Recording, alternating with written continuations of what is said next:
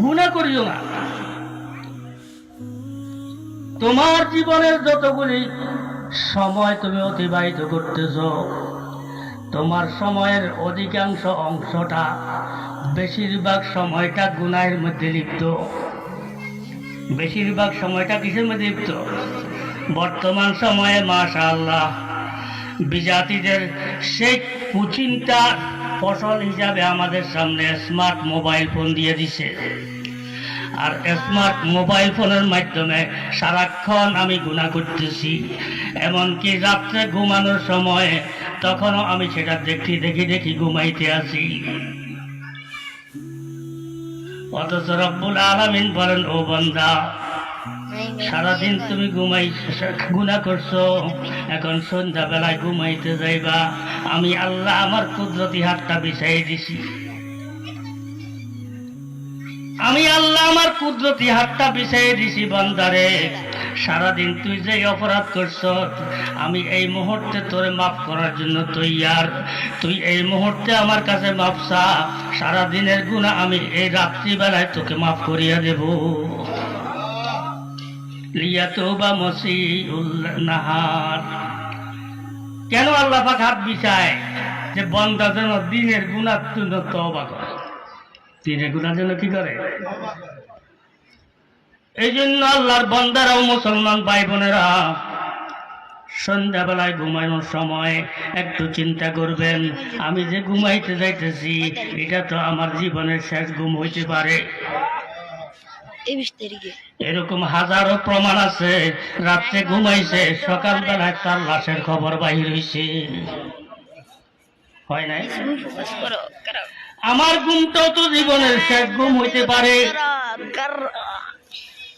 হাদিসের মধ্যে আছে মানুষের রূহ দুই প্রকার। কয় প্রকার? একটা হলো রূহুল হায়াত, একটা হলো কি? রূহুল হায়াত। এটা হায়াতের রূহ।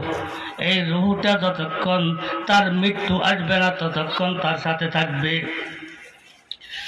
আর একটা রূহুল এহসাস, অনুভূতি শক্তি।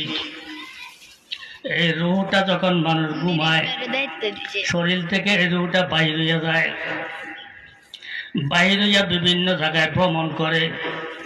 কারো রূহ আমেরিকায় চলে যায়, কারো রূহ জাপান চলে যায়, কারো রূহ সৌদি আরব চলে যায়, কারো রূহ সংসদ ভবনে ঢুকে, কারো রূহ এক এক জায়গায় দৌড়াদৌড়ি করে।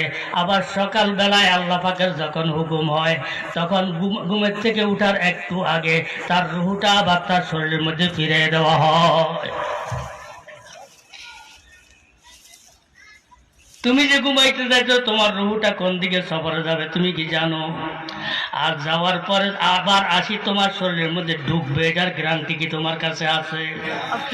যদি তাই হয়, তাহলে তুমি ঘুমানোর সময় কেন গুনাহ করতে করতে ঘুমাইতেছ? তোমার জীবনের শেষ আমলটা যদি গুনাহ হয়, কিয়ামতের মাঠে তোমার আমল নামা যখন খুলবে, ফেরেশতারা দেখবে তোমার শেষ আমলটাও গুনার আমল।